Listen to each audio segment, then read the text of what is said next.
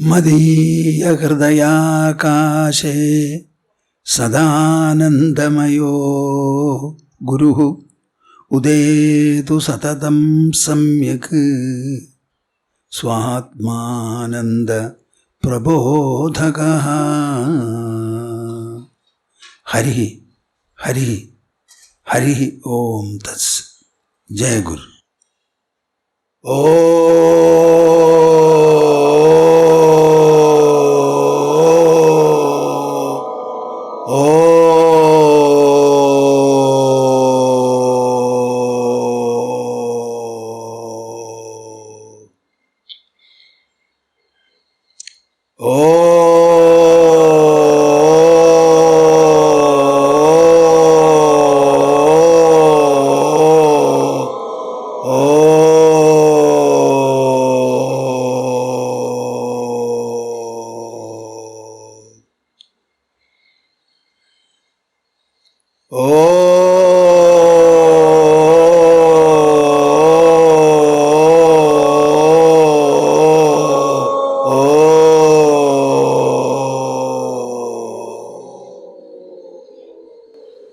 ഹരി ഓം തത്സ്.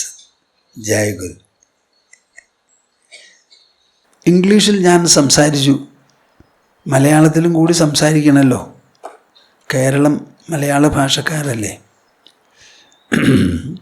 ഭാരത ജനനിയുടെ സത്പുത്രന്മാരെ സത്പുത്രിമാരെ, ഈ ആശ്രമത്തിൽ കൊല്ലത്തിൽ ചുരുങ്ങിയത് 2 പൊതുപരിപാടികളെങ്കിലും നടത്താറുണ്ട്. ഒന്ന് എൻ്റെ ജന്മദിനമാണ്, മെയ് മാസം 13-ാം തീയതി. പിന്നെ ഗുരുപൂർണിമ ജൂലൈ മാസത്തിൽ. കഴിഞ്ഞ 2 കൊല്ലങ്ങളായിട്ട് ഈ പരിപാടികൾ നടത്താൻ പറ്റാത്ത തരത്തിൽ നമ്മളെ ഈ മഹാമാരി വലയം ചെയ്ത് നിന്നിരുന്നു. ഇത്തവണ വിചാരിച്ചു ഈ മഹാമാരി പിൻവലിഞ്ഞു കഴിഞ്ഞു, ഇത്തവണ ഈ ജന്മദിന സത്സംഗം എല്ലാവർക്കും വരാൻ പറ്റിയ തരത്തിൽ നടത്താമെന്ന്. പക്ഷേ നമ്മുടെ ആരോഗ്യ അധികൃതരുണ്ടല്ലോ, ഡോക്ടർ സന്തോഷാണ് ഇവിടെ നമ്മുടെ പഞ്ചായത്തിലുള്ള ആൾ. അദ്ദേഹം ജില്ലാ ഡോക്ടറുമായി ആലോചിച്ച് അവർ അവസാനം പറഞ്ഞത് എന്താണെന്ന് വെച്ചാൽ, ഒരു മുറിയുടെയോ ഹാളിൻ്റെയോ ഉള്ളിലുള്ള പരിപാടി നടത്തുന്നത് ശരിയല്ല. തുറന്ന സ്ഥലമാണെങ്കിൽ പിന്നെയും ആലോചിക്കാം. അതുകൊണ്ട് നിങ്ങൾ ഉദ്ദേശിക്കുന്ന മാതിരിയുള്ള ചടങ്ങ് ഒരു പക്ഷേ നടത്തുന്നത് ശരിയാവില്ല എന്നാണ് അവസാനം ഉപദേശിച്ചത്. ഒരു തരത്തിലുള്ള ക്രമലംഘനങ്ങളും ചെയ്യാൻ നമ്മൾ ഉദ്ദേശിക്കുന്നില്ല. അതുകൊണ്ട് അങ്ങനെ ആയിക്കോട്ടെ എന്ന് പറഞ്ഞ് ഇത്തവണയും ഓൺലൈനിൽ നടത്താം എന്ന് കരുതി.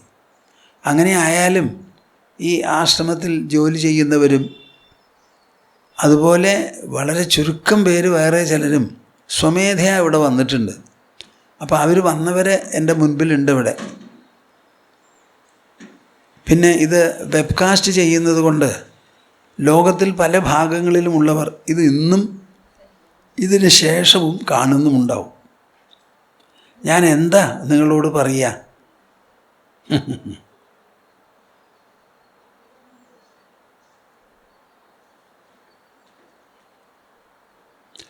ആശ്രമത്തിൽ എന്ത് പരിപാടി നടത്താലും ആ പരിപാടിയുടെ ഒരേ ഒരു ഉദ്ദേശം സത്സംഗം നടത്തുന്നതാണ്.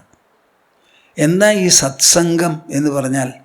സത്ത് എന്ന് പറഞ്ഞാൽ എക്കാലത്തും അഴിവില്ലാതെ ഒരേപോലെ ഇരിക്കുന്ന സത്താവിശേഷം, നിലനിൽപ്പ് എന്നാണ്. അങ്ങനെ ഒരു സാധനം ഈ ലോകത്തിൽ എവിടെയെങ്കിലും എന്തിലെങ്കിലും നിങ്ങൾ കാണുമോ? ഈ ലോകത്തിൽ അനവധി ഗോളങ്ങളുണ്ട്. ആ ഗോളങ്ങൾ ഇങ്ങനെ ആകാശത്തിൽ ഭ്രമണം ചെയ്തുകൊണ്ടിരിക്കുക. അതിൻ്റെ ഇടയിൽ സദാ ഒരു കറുത്ത തൊള എന്ന് പറഞ്ഞൊരു സ്ഥലമുണ്ട്, ബ്ലാക്ക് ഹോള്. അതിലേക്ക് ഈ ഗോളങ്ങൾ ഇങ്ങനെ ഉള്ളിലേക്ക് ഓടിപ്പോയി ചെന്ന് മറഞ്ഞുകൊണ്ടിരിക്കുകയാണ്. ഒരു കാലത്ത് നമ്മുടെ ഈ ഭൂമിയും അങ്ങനെ ബ്ലാക്ക് ഹോളിൽ ചെല്ലാം.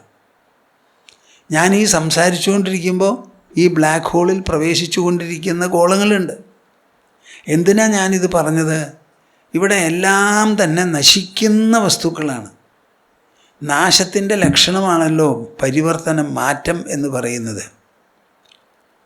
നമ്മുടെ ശരീരത്തിൽ ഓരോ ദിവസവും കോടാനുകോടി സെല്ലുകൾ ഉണ്ടായും നശിച്ചുകൊണ്ടിരിക്കുക. നിങ്ങൾക്ക് ഒരാഴ്ച മുമ്പ് ഉണ്ടായിരുന്ന ശരീരം ഈ ആഴ്ചയിൽ ഉണ്ടാവില്ല എന്ന്. അങ്ങനെ മാറിക്കൊണ്ടിരിക്കുക.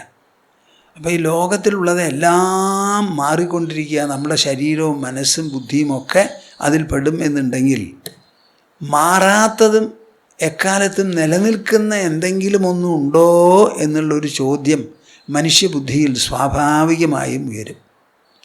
ആ ചോദ്യത്തിനുള്ള മറുപടിയാണ് സത്സംഗം വഴി ആരായാലും നൽകാൻ ഉദ്ദേശിക്കുന്നത്.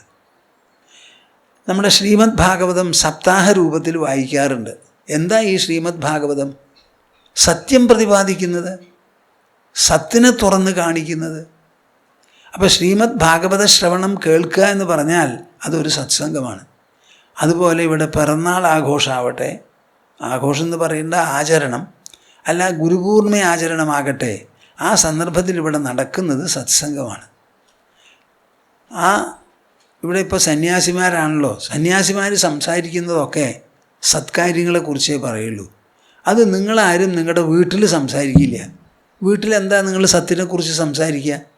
കവിഞ്ഞത് ചിലരൊക്കെ ക്ഷേത്രത്തിൽ പോയി തൊഴുത് നമസ്കരിച്ച് പ്രദക്ഷിണം വെച്ച് വഴിപാട് കഴിച്ച് അനുഗ്രഹം കിട്ടിയെന്ന് വിചാരിച്ച് പറയും. ക്ഷേത്രത്തിലുള്ള മൂർത്തി ഒരാളെയും കാണൂല്ല, സംസാരിക്കൂല. എന്തെങ്കിലും ചെയ്യുന്നുണ്ടോ ചോദിച്ചാൽ സത്യത്തിൽ ചെയ്യുന്നില്ല. അത് ജീവനില്ലാത്തൊരു മൂർത്തിയല്ലേ. അപ്പോൾ ആരെങ്കിലും പോയാൽ പാവം അതിന് കാണാൻ പറ്റുമോ? പറ്റില്ല.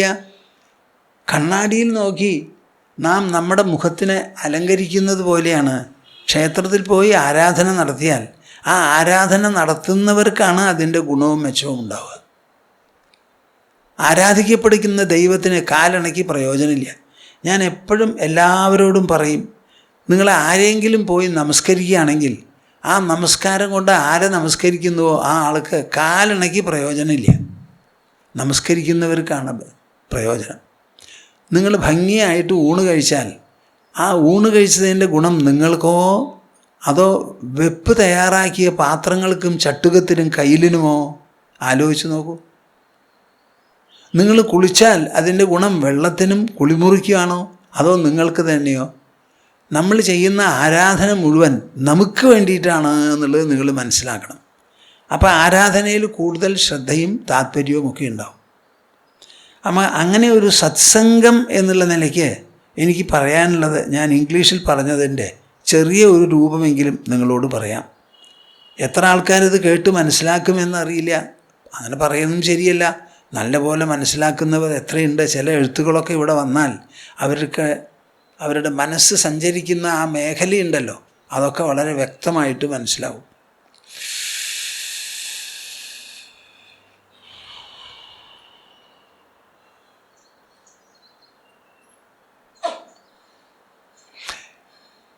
പൂർവാശ്രമത്തിൽ എൻ്റെ കുടുംബത്തിൽ 7ാമത്തെ കുട്ടിയായി ജനിച്ചവനാണ് ഞാൻ. എൻ്റെ ശരീരം ജനിക്കുന്നതിന് മുൻപ് അല്ലെങ്കിൽ ജനിച്ച ഉടനെ മൂത്ത സഹോദരൻ വിട്ടുപോയിരുന്നു. ഇന്നേ വരെ അദ്ദേഹത്തിൻ്റെ ഒരു വർത്തമാനവും അറിയില്ല. എൻ്റെ തൊട്ട മേലെയുള്ള സഹോദരൻ കൽക്കട്ടയിൽ വെച്ച് ഞാൻ മാത്രം അടുത്തുള്ളപ്പോൾ മരിച്ചുപോയി. അദ്ദേഹത്തിൻ്റെ ശവം ദഹിപ്പിച്ചത് ഞാനാണ്. എന്നിട്ട് അവിടുന്ന് ഒരു തുണിയും കൊണ്ട് നാട്ടിലേക്ക് വന്നു ശേഷക്രിയ ചെയ്യിക്കാനായി. ഇപ്പോൾ നമ്മുടെ കുടുംബത്തിൽപ്പെട്ട ആരുമില്ല. പുരുഷോത്തമ സ്വാമിജിയുടെ മക്കൾ ഉണ്ട്, അത്രയേ ഉള്ളൂ. ബാക്കി ഞങ്ങളൊക്കെ പോയി, എല്ലാവരും പോയി, ഞാൻ മാത്രമേ ബാക്കിയുള്ളൂ. അപ്പം ഞാനൊരു ഗ്രാമപ്രദേശത്ത് ഗ്രാമീണ സൗന്ദര്യവും ഗ്രാമീണ വൈഭവങ്ങളും കണ്ട് ജീവിച്ച ആളാണ്. അതുകൊണ്ട് എനിക്ക് ലോകത്തിലുള്ള ഒരു വനദൃശ്യവും ആകർഷണമില്ല. ഏത് കാട് മല കണ്ടാലും ഭൂമാനന്ദ സ്വാമിജിയുടെ മനസ്സിൽ ഒരു തരത്തിലുള്ള ആകർഷണവുമില്ല. എന്താ കാരണം? ഞാൻ പാറളി കാട്ടിലാണ് ജനിച്ചത്. ആ ഗ്രാമത്തിൻ്റെ ചുറ്റും കാടായിരുന്നു. ഞങ്ങളുടെ നാട്ടിലൊരു പശുവിനെ പുലി പിടിച്ചു.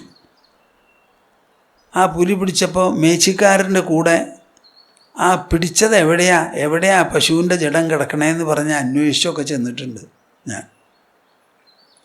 പുലികൾ നമ്മുടെ വീട്ടിൽ മുമ്പിൽ വരെ വന്നിട്ടുണ്ട്. ഞങ്ങളുടെ മുൻപിൽ കെട്ടിയിരുന്ന, നമ്മുടെ മഠത്തിൻ്റെ മുൻപിൽ കെട്ടിക്കൊണ്ടിരുന്ന ഒരു പശുക്കുട്ടിയെ പുലി വന്ന് പിടിച്ചു. പക്ഷെ പശുക്കുട്ടി ആയതുകൊണ്ട് തുള്ളിച്ചാടി രക്ഷപ്പെട്ടു. ഞങ്ങളും ഉണ്ടായിരുന്നു മുമ്പ്, ഇരുട്ടിൽ കാണാൻ പറ്റിയില്ല, അന്ന് ഇലക്ട്രിസിറ്റി ഒന്നുമില്ലല്ലോ. അപ്പം ഗ്രാമീണ ജീവിതത്തോട് എത്ര കണ്ട് ബന്ധപ്പെട്ടവനാണെന്ന് ഞാൻ നിങ്ങൾക്കറിയാം.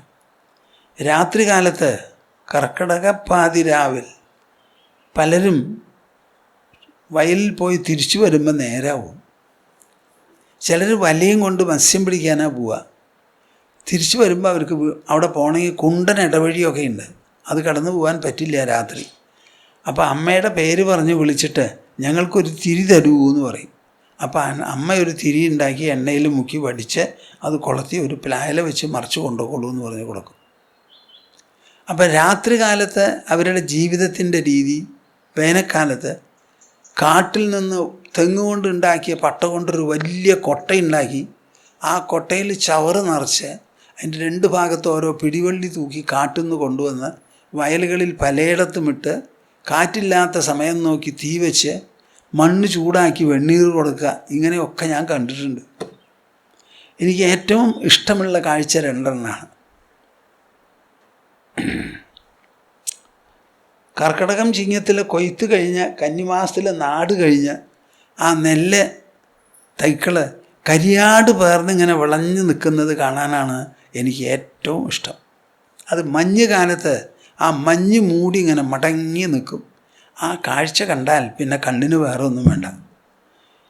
ഇനി അത്ര തന്നെ നല്ലതല്ലെങ്കിലും ഈ നെൽച്ചെടികളൊക്കെ വളർന്ന് കൊലച്ച് കായ മടങ്ങി കിടക്കുന്ന ഒരു സമയമുണ്ട്, അതും കണ്ടാൽ വലിയ ഇഷ്ടമാണ്.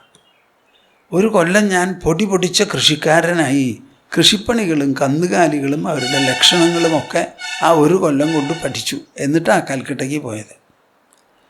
എൻ്റെ സഹോദരന്മാരെ പിന്തുടർന്ന് ഞാനും കൽക്കട്ടയ്ക്ക് പോയത് ഉദ്യോഗം ഭരിക്കാനാണ്. ഉദ്യോഗം ഭരിച്ചിടത്തോളം കാലം വളരെ നന്നായി ഭരിച്ചു. അതിൻ്റെ ഇടയിലാണ് ഈ ഗ്രാമീണ ജീവിതത്തിൽ ജനിച്ചു വളർന്ന ആ ഭക്തിയും സംസ്കാരവും ആചാരാനുഷ്ഠാനങ്ങളുമൊക്കെ എന്നിൽ ധാരാളമുണ്ട്. അപ്പോൾ എനിക്ക് ഒന്നും കണ്ടാൽ ഒരാകർഷണമോ അതില്ലെന്ന് തോന്നലോ ഇല്ല. നിറഞ്ഞ മനസ്സാണ്, ഒരു കുഴപ്പമില്ല. ഇങ്ങനെ നിറഞ്ഞ മനസ്സ് ഉണ്ടാവുക എളുപ്പമൊന്നുമല്ല. എന്ത് കണ്ടാലും ഇല്ല ഒരു പരിഭ്രമോ അല്ലെങ്കിൽ ഒരു കോളിളക്കോ. അപ്പോൾ ഉദ്യോഗം ഭരിച്ചിരുന്ന കാലത്ത് പൊട്ടിച്ച് ജോലി ചെയ്യും. 2 ആളുടെ ജോലി ചെയ്തിട്ടുണ്ട് ഞാൻ എൻ്റെ ജീവിതത്തിൽ. എൻ്റെ ഗുരുവിൻ്റെ അടുത്ത് നിന്ന് ദീക്ഷ മേടിച്ച് ധ്യാനം എന്ന് പറയുന്ന തപസ് തുടങ്ങി. ആ ദീക്ഷ കിട്ടിയത് മുതൽക്ക് എൻ്റെ ജീവിതം ആകെ മാറി. ആ ദീക്ഷയും ധ്യാനവും ഉള്ളിൽ മുങ്ങിപ്പോകുന്ന ഉൾമഗ്നതയുമായി എപ്പോൾ നോക്കിയാലും മനസ്സിൽ. എത്ര തീവ്രതയോടുകൂടി ജോലി ചെയ്യുമോ അത്ര തീവ്രതയോടുകൂടി ഞാൻ ഉള്ളിൽ മുങ്ങി കഴിയുകയും ചെയ്യും. രണ്ടിനും തമ്മിൽ ഒരു വ്യത്യാസമില്ല. എൻ്റെ ഔദ്യോഗിക ജീവിതം എൻ്റെ സാധനയെ ഒരു തരത്തിലും ലംഘിച്ചിട്ടില്ല, തടസ്സപ്പെടുത്തിയിട്ടില്ല. എൻ്റെ ധ്യാന ജീവിതം ഔദ്യോഗിക ജീവിതത്തെയും തടസ്സപ്പെടുത്തിയിട്ടില്ല. സാധാരണ പറയും, നിങ്ങൾക്ക് കേൾക്കണോ ആവോ, ശശിനാ ച നിശാ നിശയാ ച ശശി ശശിനാ നിശയാ ച വിഭാതി നഭ പയസാ കമലം കമലേന പയസാ കമലേന വിഭാതി സരഹ. വിശേഷപ്പെട്ട ഒരു ശ്ലോക. രാത്രിക്ക് എപ്പോഴാണ് അഴക്? ചന്ദ്രൻ ഉദിക്കുമ്പോൾ. ചന്ദ്രനുള്ള അഴകോ രാത്രി വരുമ്പോൾ. അപ്പോൾ ചന്ദ്രനും രാത്രിയും എങ്ങനെ പരസ്പരം പൂരകങ്ങളാണോ, ഒന്ന് മറ്റൊന്നിനെ അഴകുണ്ടാക്കുന്നുണ്ടോ? ഒരു തടാകം, ആ തടാകത്തിന് അഴക് നിറച്ച് താമര നിൽക്കുമ്പോഴാണ്. താമരയ്ക്ക് അഴകോ തടാകത്തിൽ നിൽക്കുമ്പോൾ. അങ്ങനെ ഇത് രണ്ടും പരസ്പരം പൂരിപ്പിച്ച് അഴകാക്കി നിൽക്കുന്നത് പോലെ എൻ്റെ ഔദ്യോഗിക ജീവിതവും ധ്യാനമഗ്നതയും രണ്ടും വളരെ ആലിംഗനം ചെയ്ത് നിൽക്കുകയായിരുന്നു. ഒരു 1.5 കൊല്ലം കഴിഞ്ഞപ്പോൾ ഞാൻ ശാസ്ത്രങ്ങളെടുത്ത് വായിക്കാൻ തുടങ്ങി. ശാസ്ത്രങ്ങൾ വായിക്കാൻ തുടങ്ങിയപ്പോൾ എനിക്ക് സംസ്കൃതം ഞാൻ പഠിച്ചിട്ടുള്ളതാണ്, അതിൻ്റെ ഉപയോഗം ഉണ്ടായിരുന്നില്ല. ഉപനിഷത്തെടുത്ത് വായിച്ചതോടുകൂടി എൻ്റെ സംസ്കൃതം വളരെയധികം പ്രകാശമാനമായി എൻ്റെ കൂടെ വന്നു. അങ്ങനെ ട്രാമിലൊക്കെ പോകുമ്പോഴാണ് ഞാൻ വായിക്കുക, നിന്ന് വായിക്കും. രാത്രി ഒരു 10:30 മണി കഴിഞ്ഞിട്ടാണ് 1 മണിക്കൂർ 1.5 മണിക്കൂർ വായിക്കുക. ആഫീസിൽ നിന്ന് മടങ്ങി വന്നാൽ ഒരു കാപ്പിയൊക്കെ ഉണ്ടാക്കി വെച്ച് കുടിച്ചതിന് ശേഷം ധ്യാനിക്കും 1 മണിക്കൂർ. എന്നിട്ടൊക്കെ പോയി ഭക്ഷണം കഴിച്ച് വന്ന് പിന്നെയാണ് വായിക്കുക. അപ്പോൾ ഉറക്കം വളരെ കഠിനമാവരുതെന്ന് പറഞ്ഞ് തല വയ്ക്കുന്നിടത്ത് കാല് വയ്ക്കുന്നിടത്ത് തലയായിട്ടാണ് കിടക്കുക. ഞാൻ ഊണ് കഴിക്കുന്ന സമയം ഇങ്ങനെ 4 വിരലുകൊണ്ട് ഊണ് കഴിക്കാറുണ്ട്. ചിലപ്പോൾ അധികം ഭക്ഷണം അകത്തേക്ക് ചെല്ലരുത് എന്ന് പറഞ്ഞു. അതൊക്കെ എനിക്ക് വളരെ സഹായമായിട്ടാണ് തോന്നിയത്. ഈ ശാസ്ത്രങ്ങൾ വായിച്ചു, ധ്യാനനിരതത്വം ഉണ്ടായിരുന്നു. ഇത് രണ്ടും കൂടിയിട്ട് വലിയ ഒരു വിവാഹം പോലെയാണ് എന്നിൽ നടന്നുകൊണ്ടിരുന്നത്. എന്നിട്ട് ഒരു സമയത്ത് എനിക്ക് തോന്നി, ഞാനിങ്ങനെ വായിക്കുന്നുണ്ടല്ലോ, മനസ്സിലാക്കണമുണ്ട്, ഗുരുവുണ്ട്, ദീക്ഷയും കിട്ടി, ധ്യാനിക്കുന്നുമുണ്ട്. എന്താണ് ഞാൻ ചെയ്യേണ്ടത്? ഈ ഉദ്യോഗം എന്ന് പറഞ്ഞാൽ എത്രയോ ആൾ ഉദ്യോഗം ഭരിക്കണു, കല്യാണവും കഴിക്കണു, കുട്ടികളും ഉണ്ടാവണു. ഇത് ലോകത്തിലൊരു പുതുമയൊന്നുമല്ല, എല്ലാവരും ചെയ്യുന്നതാ. ചെയ്ത് മുഷിഞ്ഞു പോകേണ്ടതാ. പക്ഷെ ആർക്കും മുഷിപ്പ് വരുന്നില്ല. പിന്നെ ഇതിൻ്റെ പിന്നാലെ തന്നെയാണ് പോണത്. ഇത് ശരിയല്ല. അപ്പം ഞാൻ വായിച്ച ശാസ്ത്രത്തിൽ എഴുതിയിരിക്കുകയാണ്. എന്താ എഴുതിയിരിക്കണേ നോക്കൂ. സത്യം മനസ്സിലായോ? എന്നാൽ ആ സത്യം മനസ്സിലായതിൻ്റെ വെളിച്ചത്തിൽ സത്യാനുസൃതമായി ജീവിക്കണം എന്ന് പറഞ്ഞാൽ നിങ്ങൾക്ക് മനസ്സിലാവുമോ? തത്വം ആധ്യാത്മികം ദൃഷ്ട്വാ തത്വം ദൃഷ്ട്വാതു ബാഹ്യതഃ തത്വീഭൂതഃ തദാ രാമഃ തത്വാത് അപ്രച്യുതോ ഭവേത്. എടോ, താൻ വായിച്ച് കാര്യങ്ങൾ മനസ്സിലാക്കിയോ? ധ്യാനത്തിലെ അനുഭവം വന്നോ? എന്നാൽ പിന്നെ എന്താ ഈ ഇരിക്കണേ? നമ്മുടെ ശരീരം നശിക്കുന്ന മാംസപിണ്ഡമാണ്. അതിനെ ഉജ്ജീവിപ്പിച്ച് നിർത്തുന്നത് അനശ്വരമായ അന്തരാത്മാവാണ്, ആത്മപ്രകാശമാണ്. തന്നിൽ ശരീരം മാത്രമല്ല, അതിൻ്റെ ഉള്ളിൽ അതിനെ ഉജ്ജീവിപ്പിച്ച് നിർത്തുന്ന നാശമില്ലാത്ത ആത്മപ്രകാശമുണ്ട്. അതാണ് എന്ന് മനസ്സിലാക്കൂ. ചലിക്കുന്നത് ശരീരം, മറ്റത് നിശ്ചലം. ഇത് രണ്ടും നല്ല പോലെ മനസ്സിലാക്കി തത്വീഭൂത, ഇതിന് നീ ശരീരമാണെന്ന് വിചാരിക്കുമോ അതോ ആത്മാവാണെന്ന് വിചാരിക്കുമോ? ആത്മാവാണെന്ന് വിചാരിച്ച് ആ ഐക്യത്തിൽ തത്വാത് അപ്രച്യുതോ ഭവേത്, അതിൽ നിന്ന് മനസ്സും ബുദ്ധിയും താഴത്ത് പോകാതെ നിലനിർത്തുന്നു. പിന്നെയോ നിസ്തുതി നിർനമസ്കാരോ നിസ്വധാകാരയേവച ചലാചലനികേതശ്ച യതിഹി യാദൃച്ഛികോ ഭവേത്. നീ ഇരിക്കേണ്ട സ്ഥലം ഈ ഫ്ലാറ്റല്ല, നീ ജോലി ചെയ്യേണ്ട സ്ഥലം ആപ്പീസല്ല. അല്ല നിസ്തുതി, ഒരൊറ്റ ആളെ ലോകത്തിൽ നീ സ്തുതിക്കണ്ട. നിർനമസ്കാര, ഒരാളുടെ മുമ്പിലും കുമ്പിടണ്ട. നിസ്വധാകാരയേവച, അച്ഛനമ്മമാർ മരിച്ചു പോയാൽ അവർക്ക് തർപ്പണങ്ങളും നടത്തണ്ട. ചലാചലനികേതശ്ച, പ്രകൃതി നിലനിർത്തുന്ന ചലനാത്മകമായ ശരീരവും അതിൻ്റെ ഉള്ളിൽ അചലമായിരിക്കുന്ന ആത്മാവുമുണ്ട്. ഈ രണ്ടാണ് നിൻ്റെ വാസസ്ഥലം, അല്ലാതെ വീടോ ആശ്രമമോ അല്ല. മനസ്സിലാവുന്നുണ്ടോ കൂട്ടരെ നിങ്ങൾക്ക് ഞാൻ പറയണത്? ഞാനാണത് പറയണത്. മനസ്സിലാവുന്നുണ്ടോ നിങ്ങൾക്ക്? ചലിച്ചുകൊണ്ടിരിക്കുന്ന ശരീരം, നിശ്ചലമായി എല്ലാ ദിക്കിലും നിറഞ്ഞിരിക്കുന്ന നിശ്ചലമായിരിക്കുന്ന ആത്മാവ്, ഇത് രണ്ടുമാണ് നിൻ്റെ വാസസ്ഥലം എന്ന്. വേറെ ഒന്നും വേണ്ടാന്ന്. എന്നിട്ടോ എന്തു വേണം? യതിഹി, സന്യാസിയായി, യാദൃച്ഛികോ ഭവേത്, വരുന്നത് വരട്ടെ, എതിർച്ചയാ എന്തു വരുന്നോ അത് വന്ന് അത് അനുഭവിച്ചുകൊണ്ട് നടക്ക. ഈ 2 ശ്ലോകം വായിച്ച് മനസ്സിലാക്കി നിന്നപ്പോൾ എൻ്റെ മുൻപിൽ വേറെ ഒരു ചോദ്യവും വന്നില്ല. ചെറുപ്പം മുതൽക്കേ എനിക്ക് സന്യാസത്തിൽ താല്പര്യമുള്ള ആളാണ് ഞാൻ. ശങ്കരൻ, ആ ഉണ്ണിശങ്കരൻ വേറെ ആരുമില്ലാത്ത വിധവയായ അമ്മയെ വിട്ട് നർമ്മദാ നദീതീരത്ത് ഗുജറാത്തിൽ താമസിക്കുന്ന ഗോവിന്ദപാദിനെ കാണാൻ അച്ഛൻ പറഞ്ഞതനുസരിച്ച് ഒറ്റയ്ക്ക് പോയി അവസാനം അമ്മ സമ്മതിച്ച് അനുഗ്രഹിച്ച് പറഞ്ഞയച്ചു. എന്തായിരുന്നു ആ ഉണ്ണിക്കുട്ടി പോയതിൻ്റെ പിന്നാലെ? അമ്മയോട് സ്നേഹമില്ലായ്മയല്ല, പിന്നെ എന്തായിരുന്നു ആ ഉള്ളാഹ്വാനം? ഉള്ളിൽ നിന്നുള്ള ആഹ്വാനം എന്തായിരുന്നു? അപ്പം മനുഷ്യ ജീവിതത്തിൽ നാം ഇങ്ങനെ കണ്ടും കേട്ടും പലതും ചെയ്ത് ജീവിക്കുന്നു. ഇത് കൂടാതെ മനുഷ്യ ജീവിതത്തിനെ ഉത്കൃഷ്ടമാക്കി ശ്രേഷ്ഠമാക്കി അതിനെ പൂർണ്ണമായും സൗഭാഗ്യവും സാഫല്യവും നൽകുന്ന ഒരു ഉത്തുംഗമായ ജീവിത രീതിയുണ്ട്. ആ ജീവിതം നമ്മുടെ ഉള്ളിലുള്ള പരമാത്മാവിനെ വലയം ചെയ്ത് നിൽക്കുന്നതാണ്. അവിടേക്കാകണം മനുഷ്യൻ്റെ ശ്രദ്ധ.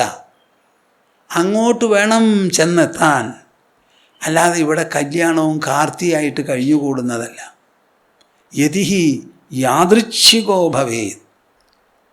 എൻ്റെ കൂട്ടരെ, എനിക്കിത് പറഞ്ഞാൽ എത്ര പറഞ്ഞാലും തൃപ്തി വരില്ല. ഞാൻ പലപ്പോഴും പറഞ്ഞിട്ടുള്ളതാണ്.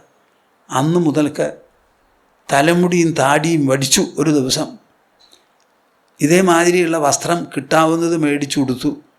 എനിക്ക് തന്നത് എൻ്റെ ഗുരുദേവൻ കൽക്കട്ടയിലായിരുന്നു. അദ്ദേഹത്തിനോട് പറഞ്ഞ് നമസ്കരിച്ചപ്പോൾ ആ കാവ്യവസ്ത്രം എനിക്ക് തന്നു. എനിക്ക് വേറെ ഒരാവശ്യമില്ല. എൻ്റെ ഗുരു മാത്രമാണ് എനിക്ക്, വേറെ ഒന്നുമില്ല, വേറെ ഒന്നും ആവശ്യമില്ല. അത് തന്നു. അതും ധരിച്ച് ഞാൻ കൽക്കട്ട വിട്ടതാണ്. ഫ്ലാറ്റും വിട്ടു, ഉദ്യോഗവും വിട്ടു. എൻ്റെ കമ്പനി ഉദ്യോഗസ്ഥന്മാരോട് ഞാൻ പറഞ്ഞത്, ഒരു കാലത്ത് ജോലി ചെയ്യണം എന്ന് തോന്നും മനുഷ്യന്. കുറച്ച് കഴിഞ്ഞാൽ ഈ ജോലിയും ഔദ്യോഗികതയും എല്ലാം വിടണം എന്നും തോന്നും. എനിക്ക് വിടാനുള്ള സമയമായി. അതുകൊണ്ട് കമ്പനി ജോലിയിൽ നിന്ന് റിട്ടയർ ചെയ്യാൻ നിങ്ങൾ എന്നെ അനുവദിക്കണം എന്ന് പറഞ്ഞൊരു എഴുത്താണ് കൊടുത്തത്. പലരും പറഞ്ഞു, അയ്യോ ഇങ്ങനെ പോവരുത്, എഴുത്ത് വെച്ചിട്ട് 1 മാസം പോക്കറ്റിലിരിക്കട്ടെ എന്നൊക്കെ പറഞ്ഞു ചിലർ. അന്ന് ഞാൻ നമ്മുടെ ഫ്ലാറ്റും ഉദ്യോഗവും ഒക്കെ വിട്ട് പുറത്തേക്ക് കിടന്ന നിമിഷം മുതൽ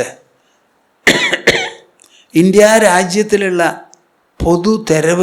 തെരുവുകളാണ് എന്നെ സ്വാഗതം ചെയ്തത്. ഇന്നും അത് തന്നെയാണ്.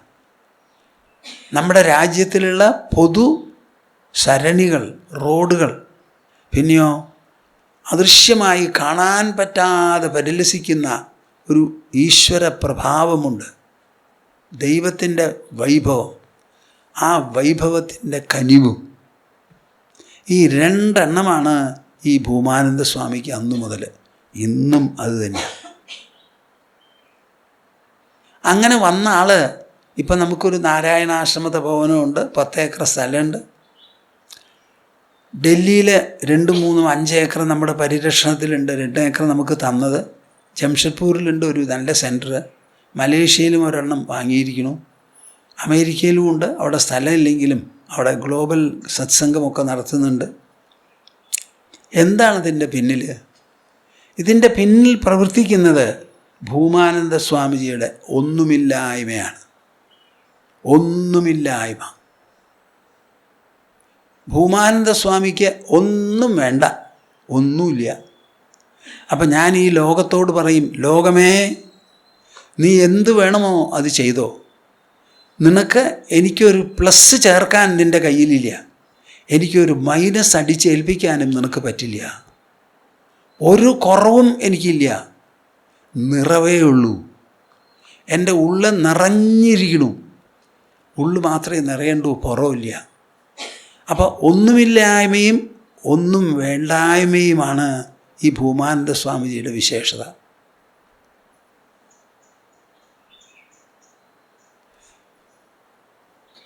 അതിൽ നിന്നുണ്ടായതാണ് നമ്മുടെ എല്ലാ പ്രവൃത്തികളും, ആ പ്രവൃത്തികൾക്കുണ്ടായ പരിണാമങ്ങൾ.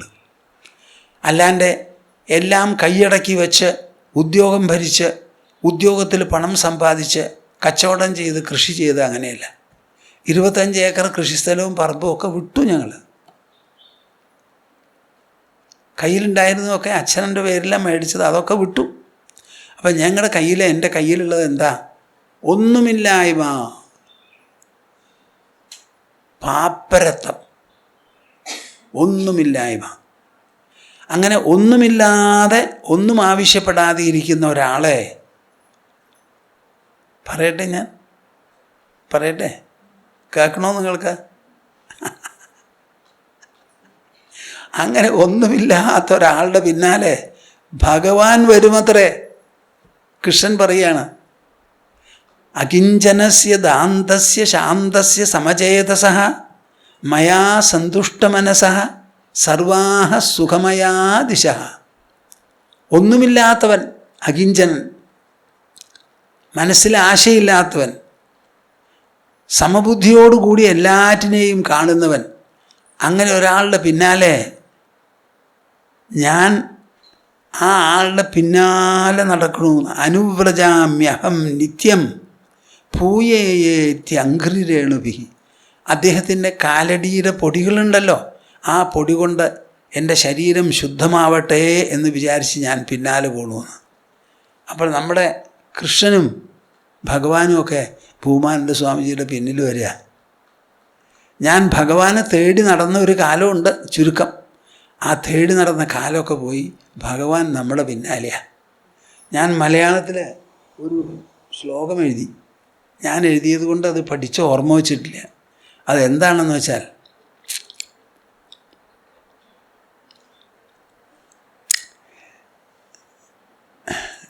എല്ലാം വിടണം വിടണം വിടണം വിടണം വിടണം വിടണം വിടണം എന്ന് പറഞ്ഞ എല്ലാറ്റിനെയും വിട്ട് വിട്ട് വിട്ട് വിട്ട് ഉണ്ടായത് എന്താണെന്നറിയോ?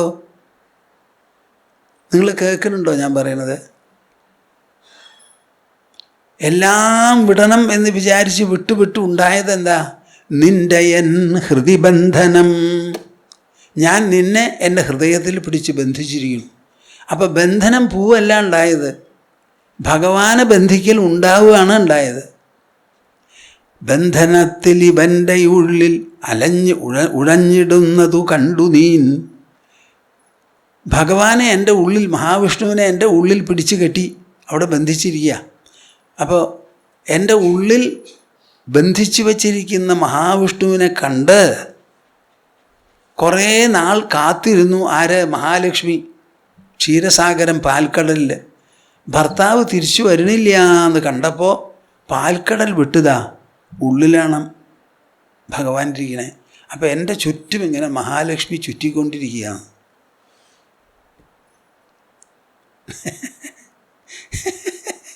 ഇത് പറ്റുമോ കുട്ടികളെ? ഇത് പറ്റുമപ്പാ, മനസ്സിലാക്കൂ, ഗ്രഹിക്കൂ.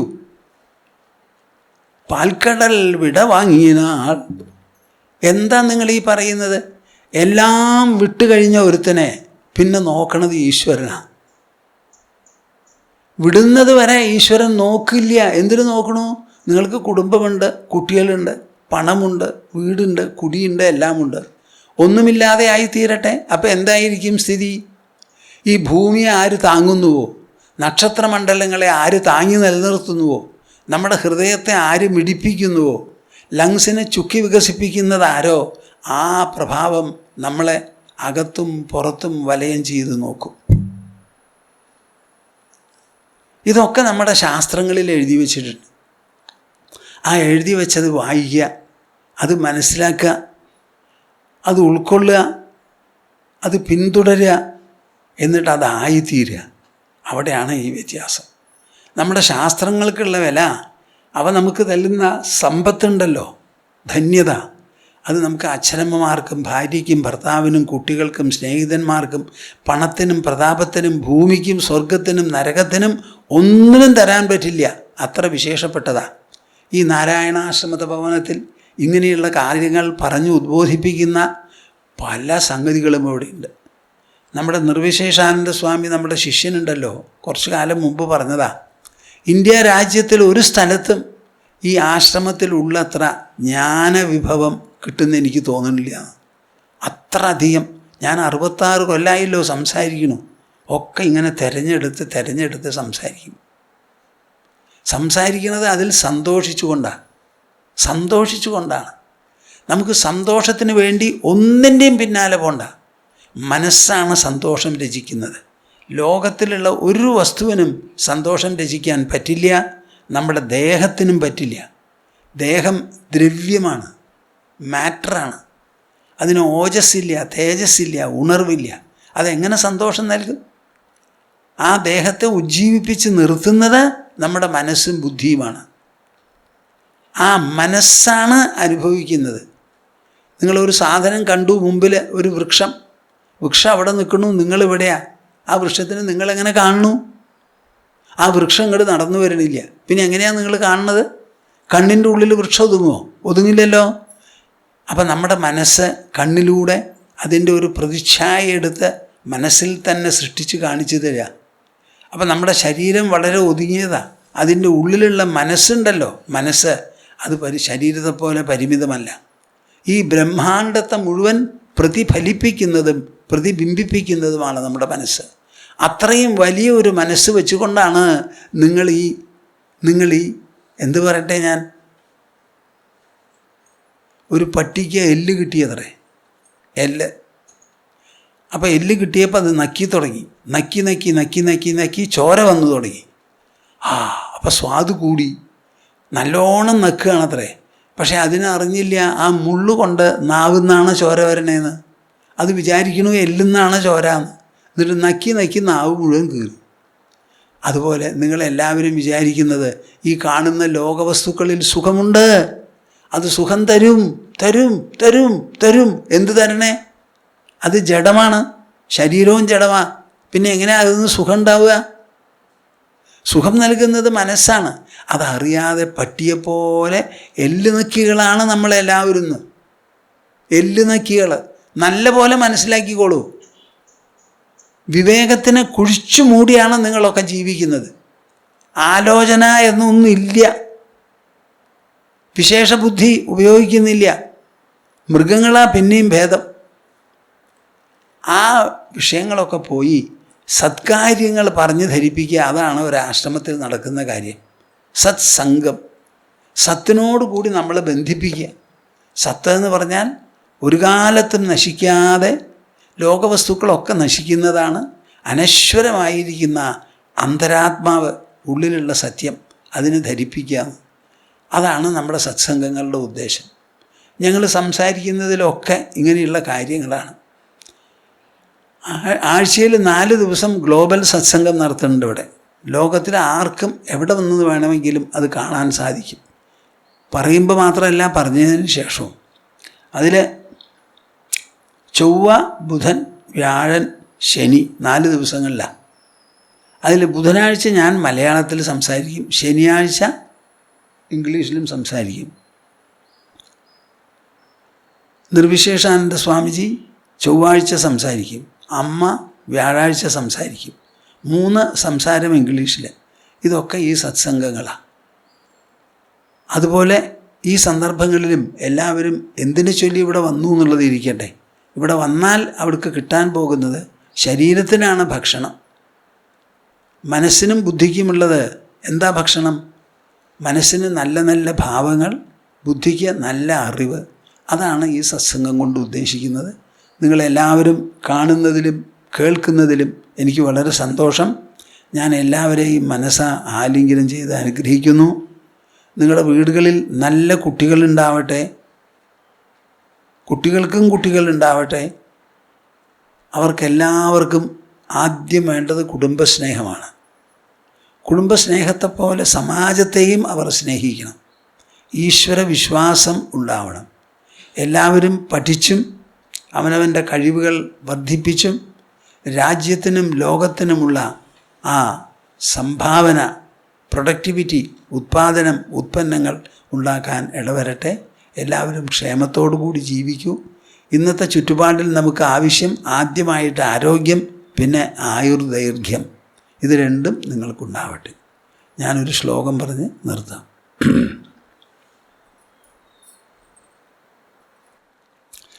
കർത്തവ്യമസ്തി ന മമേഹ ന കിഞ്ചിദേവ സ്ഥാതവ്യമിത്യതിമനാഃ ഭുവി സംസ്ഥിതോസ്മി സംശാന്തയാ സതതസുപ്തധിയൈവ വൃത്യാ കാര്യം കരോമി ന ച കിഞ്ചിദഹം കരോമി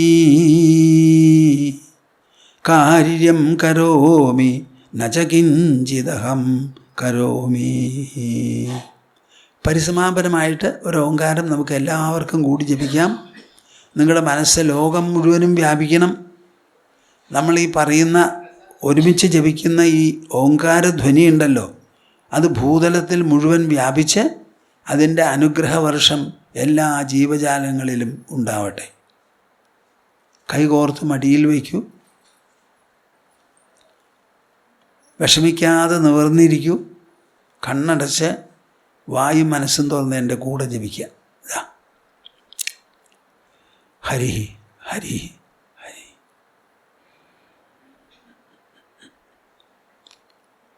ഓ